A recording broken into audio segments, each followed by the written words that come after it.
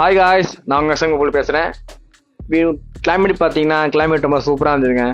நல்லா சாப்பிட்ணும் ஆசையாக இருந்தது. கடைக்கு போய் சாப்பிட்ணும் நாளைக்கு சொல்லிட்டு வீட்டிலே ஒய்ஃப் என்ன பண்ணிட்டேன், கடலப்பருப்பை ஊற வச்சிருமா போட்டு ஒரு வடையை தட்டுமான்னு சொன்னேன்.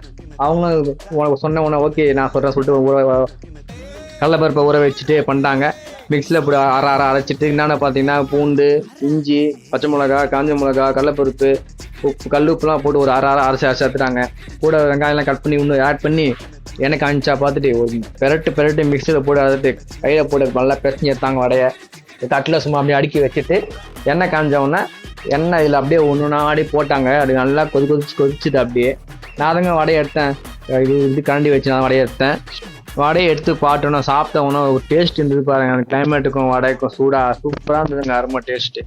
யாரெல்லாம் அந்த கிளைமேட்டில் வடையை சாப்பிட்டீங்களோ அவங்க கமெண்ட் பண்ணுங்கள். யாருக்கெல்லாம் வடை பிடிக்குமோ ஃபஸ்ட்டு கமெண்ட் பண்ணுங்கள், லைக் பண்ணுங்கள், ஷேர் பண்ணுங்கள்.